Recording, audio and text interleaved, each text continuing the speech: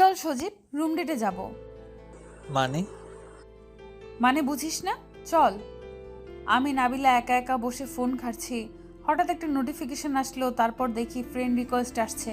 তারপর আইডিতে ঢুকলাম, চেক করতে করতে এক সময় দেখি আমার মামাতো বোনের সাথে ছবি। তারপর বুঝলাম হয়তো আমারকে চেনে, তারপর অ্যাকসেপ্ট করলাম। ফার্স্টে আমি মেসেজ দিলাম হাই, সাথে সাথে রিপ্লাই দিছে। হ্যালো। কেমন আছেন? ভালো, আপনি? ভালো। তো কি করেন? কিছু না। আপনি? কিছু না। আপনি কি আমাকে চেনেন? না। ও আচ্ছা। আনিকা আপনার কি হয়? আমার ভাবি। ও আচ্ছা, আপনার আপন বড় ভাইয়ের বউ? হ্যাঁ। আনিকা আমার মামাতো বোন। ও আচ্ছা, তাই? হুম। তো আপনি কি আমাকে আগে থেকে চিনতেন? না, আনিকার সাথে ছবি দেখে মেসেজ দিলাম আর কি। ও আচ্ছা। আপনি কোন ক্লাসে পড়েন? এইচএসসি দিলাম। আপনি? আমিও। ও তাই? হুম। এভাবে কিছুদিন কেটে যায় কথা বলতে বলতে। তারপর আমাদের রেজাল্ট দিল। হঠাৎ সজীবের ফোন। হ্যালো। হুম। কি করো? কিছু না। আপনি? কি আপনি আপনি করো? তুমি বলে ডাকো, নয়তো তুই। ভালো লাগে না আপনি আপনি। আচ্ছা তুই বলবো। ওকে। ওকে, চলো না দেখা করি। কবে? পরশু। ঠিক আছে। এইভাবে কথা বলতে বলতে দুদিন কেটে যায়। কালকে সজীবের সাথে দেখা করতে যাব। কই তুই? বাসা দিয়ে বের হইছ? তুই কই? আমি বের হইছি। তারপর আমাদের দেখা হয় ওই প্রথমবারই। সজীব আমাকে প্রপোজ করে, আর আমিও কিছু না ভেবে রাজি হয়ে যাই। তোকে অনেক ভালোবেসে ফেলেছি, তোকে ছাড়া কিছুই ভাবতে পারি না আমি। আমি কি তোর হাতটা ধরতে পারি? আমিও কিছু না ভেবে বললাম কারণ সজীবকে আমার আগে থেকেই ভালো লাগে। ওর কণ্ঠ, হাঁটা চলা, ইভেন ওর সব আমার ভালো লাগে। চল ফুচকা খাই। চল। তারপর ফুচকা খেয়ে বের হওয়ার পর সজীব একটা সিগারেট ধরিয়ে খাওয়া শুরু করলো। আমি তখনই থামিয়ে বললাম, তুই কেন সিগারেট খাবি? তোর না গার্লফ্রেন্ড আছে? তুই তার ঠোঁট খাবি, নে খা। এই বলে আমি সজীবের ঠোঁটে ঠোঁট বসিয়ে দিলাম। সজীব আমার দিকে অবাক হয়ে তাকিয়ে আছে। এত দামি মিষ্টি আমি কখনো খাইনি, আর একটা দে না। দিতে পারি। আর কখনো সিগারেট খাবি না আগে বল। সত্যি আর কখনো সিগারেট খাবো না। আমি আবারও সজীবের ঠোঁটে নিচের ঠোঁট বসিয়ে দিলাম। তারপর কিছু সময় পর দুজনেই বাসায় চলে গেলাম। কিরে, কি করিস?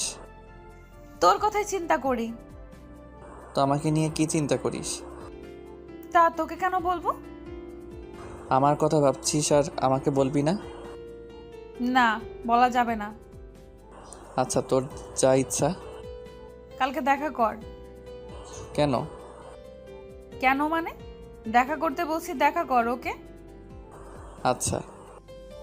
তারপর আমি বিকালে নাবিলার সাথে দেখা করতে গেলাম। কই নাবিলাকে তো দেখছি না, এখনও আসছে না কেন? আমি অনেক সময় দাঁড়িয়ে রইলাম, এখনও নাবিলার দেখা নাই। আমি চলে যেতে লাগলাম, পিছন দিয়ে কে যেন আমার হাতটা ধরলো। পিছনে তাকিয়ে দেখি নাবিলা। তুই এখন? অমনি হাত দিয়ে আমার মুখ চেপে ধরলো নাবিলা। চল সজীব, রুম ডেটে যাব। মানে? মানে বুঝিস না? চল। হঠাৎ করে? কেন রে, তুই কি ছোট বাচ্চা ছেলে, ফিডার খাও? না, মানে কি যে বলি, আজ না পরে যাই এখন। কি মানে মানে করছিস? তুই কি কিছুই করতে পারবি না নাকি? আমি অন্য একটা রিলেশন শুরু করব। সর যা। এই বলে আমি চলে যেতে লাগলাম। আমি নাবিলার কোমর ধরে আমার কাছে টেনে নিলাম।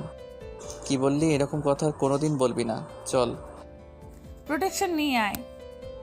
আচ্ছা, একটু ওয়েট কর, আমি যাবো আর আসবো। ওকে, তাড়াতাড়ি আসিস। কিছু সময় পর সজীব আসলো। তারপর আমরা দুজনে রুম ডেটে গেলাম সজীবের একটা বন্ধুর বাসায়। আমরা দুজন এখন একটা রুমে। সজীব আমার পাশে বসে আছে। কিরে, বসেই থাকবি না কিছু করবি? কি করব? আচ্ছা, কিছু করা লাগবে না, আমি গেলাম, তুই বসে থাক। দাঁড়া, শোন। এই বলে আমাকে সজীব জড়িয়ে ধরলো, আমার ঠোঁটে ঠোঁট বসিয়ে দিল। আমার মনে হচ্ছিল এইখানে বুঝি পৃথিবীর সমস্ত শান্তি। আস্তে আস্তে সজীব আমার গলায় কিস করতে লাগলো। আমার বুকে হাত বোলাতে বোলাতে আমাকে খাটে শুইয়ে দিল। আমার পা থেকে মাথা পর্যন্ত আদর করতে লাগলো। কিরে, কেমন ফিল পাচ্ছিস? চুপ করে তুই তোর কাজ কর। সজীব আর আমি ভালোবাসায় নিজেদের মধ্যে ডুবে গেলাম। কিছু সময় পর সজীব আমার উপর থেকে উঠে খাটে শুয়ে পড়ল। কি কেমন লাগলো বল? খুব ভালো। তোর কেমন লাগছে? অনেক মজা পাইছি। প্রথমে তো করতেই চাও নাই। এখন থেকে প্রতিদিন করবো ভাবতেছি। শখ কত। আজকে প্রথম, আজকে শেষ। ওকে। কি বলছিস? আমি এখন আসলাম, বাই। ওই আমাকে একা রেখে যাস না, চল তোকে বাসায় পৌঁছে দিয়ে আসি।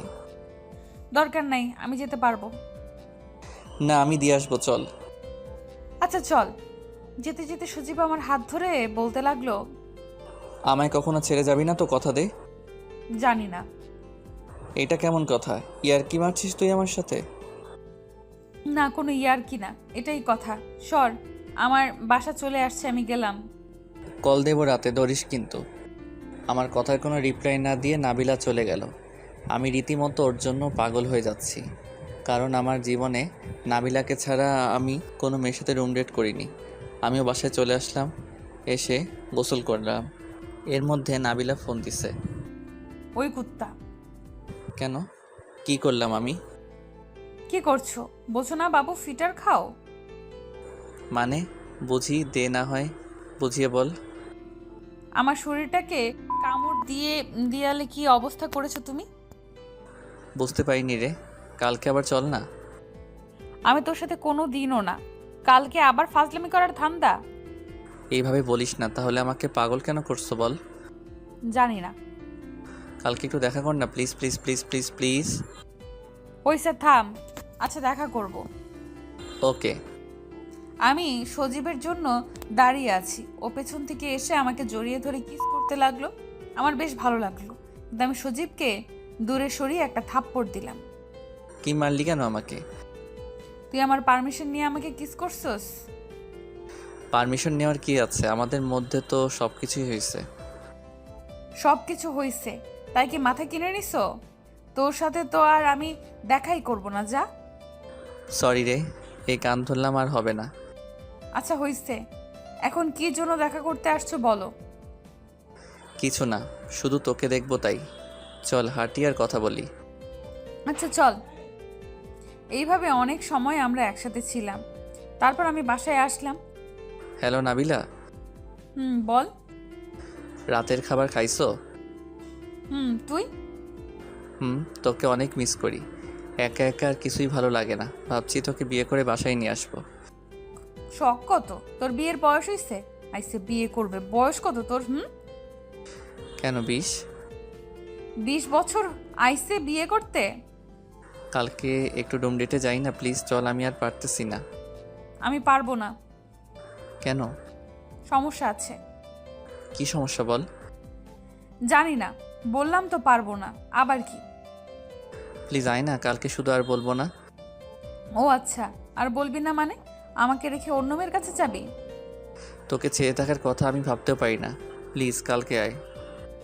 পারবে না বলে আমি ফোনটা রেখে দিলাম। সজীব অনেকবার ফোন দিছি, কিন্তু আমি রিসিভ করলাম না।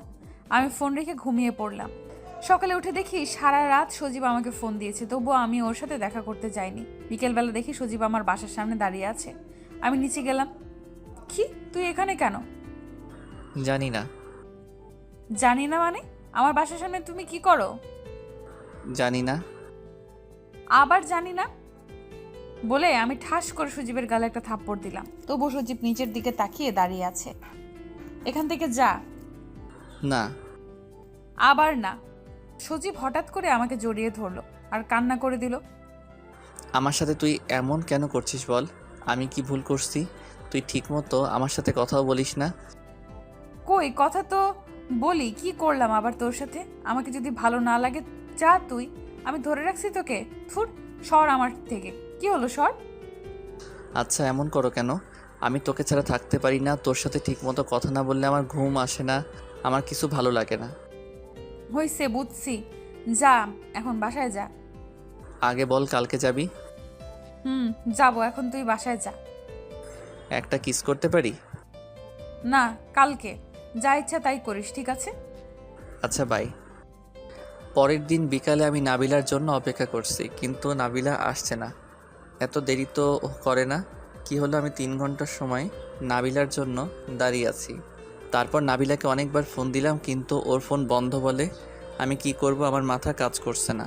ওদের বাসার সামনে গেলাম, কিন্তু দরজা তালা দেওয়া। আমি অনেক সময় দাঁড়িয়ে দাঁড়িয়ে কান্না করছি, আর মনে মনে ভাবলাম এই বোধহয় ও আমাকে ছেড়ে অনেক দূরে চলে গেল।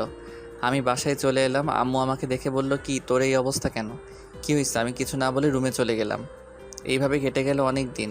2 মাস পর একটা অচেনা নাম্বার থেকে আমার ফোনে ফোন আসলো। আমি রিসিভ করলাম। হ্যালো সজীব, আমি নাবিলা। নাবিলা, তুই কোথায় ছিলি?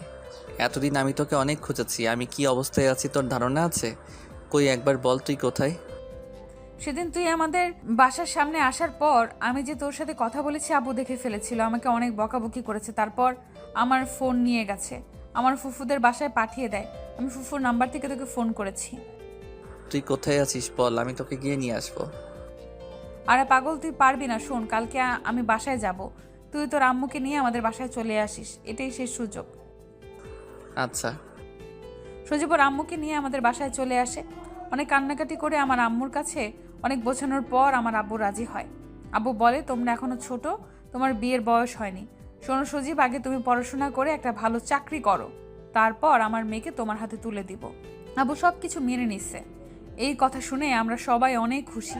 তারপর সজীব ওর আম্মুর সাথে বাসায় চলে যায়। আমি সজীবকে ফোন দিলাম। কি খবর স্যার আপনার? মোটামুটি। কেন? এতদিন আমি ছিলাম না বলে অনেক ভালো ছিল, তাহলে আবার আমি চলে যাই? এই না, তুই আবার চলে গেলে আমি পাগল হয়ে যাব। কালকে একটু দেখা কর না। কেন? এখন তো সবাই মেনে নিচ্ছে, দেখা করতে সমস্যা কি? না, আমি পারবো না। প্লিজ আয়। আচ্ছা। আমি সজীবের সাথে দেখা করতে গেলাম। সজীবের আসার তো নামই নাই। তারপর সে আসলো। কি আসার সময় হয়েছে? এত সময় ধরে আমি দাঁড়িয়ে আছি। মাত্র 10 মিনিট। 10 মিনিট অনেক সময়। হয়েছে, চল। কোথায়? চল। আরে কোথায়? রুম ডেটে। এইসব বিয়ের পর? কেন, একবার তো হয়েছে। একবার হয়েছে, ভালো, আর না। এখন তো সবাই মেনে নিছে, সমস্যা কোথায়? আমাকে দেখলেই কি তোর এইসব করতে ইচ্ছা করে? সর, তোর সাথে আর দেখাই করব না, গেলাম আমি। না, কই যাও, কিছু সময় থাক আমার সাথে। তোকে কতদিন দেখি না ভালো করে। আমি যে কত কষ্ট পাইছি তোর ধারণা আছে? আর আমি তো কষ্ট পাইনি না। পাইছো কিনা তা তুই ভালো জানো। আচ্ছা তাই না, আমি ভালো জানি। এই বলে আমি সজীবকে অনেকগুলো থাপ্পড় দিলাম। কথা বলতে বলতে হঠাৎ সজীব সিগারেট মুখে নিল। কি খাবি? তুই আবার সিগারেট খেতে আসছো? তুই না আমাকে কথা দিয়েছিলি আর খাবি না? তুই তো আমাকে ছেড়ে দূরে চলে গেছিলি, তখন থেকে আবার সিগারেট খাওয়া শুরু করছি। আর এখন তোর একটু কাছে আসতে দিস না, কি করব বল? ভালো, তোর যা ইচ্ছা কর, আমার সাথে আর কোনো দিন কথা বলার চেষ্টা করবি না, ওকে? এই বলে আমি উঠে চলে গেলাম। সজীব পেছন দিয়ে আমাকে অনেক ডাকলো, কিন্তু আমি শুনলাম না। নাবিলা আনমনে হাঁটতেছিল অনেক হুড়াহুড়ি করে। হঠাৎ একটা বাস নাবিলার উপর থেকে চলে যায়, আর সেখানেই নাবিলা শেষ। সজীব দেখে দৌড়ে এসেছি, কিন্তু তখন আর আমার মুখে কোনো ভাষা ছিল না, কারণ আমার নাবিলা এই পৃথিবীতে নেই। নাবিলাকে জড়িয়ে ধরে কাঁদতে কাঁদতে বললাম, নাবিলা, চোখ খোলো নাবিলা। প্রিয় মানুষটা চোখের সামনে ধুকে ধুকে মারা যেতে দেখে আমি কি করব কিছু বুঝতে পারছিলাম না। শুধু চেয়ে থাকলাম নাবিলার মুখের দিকে। আমি যেন বাকরুদ্ধ। আজও সেই রাস্তায় এসে আমি একা একা দাঁড়িয়ে থাকি, শুধু একটুখানি নাবিলাকে অনুভব করার জন্য।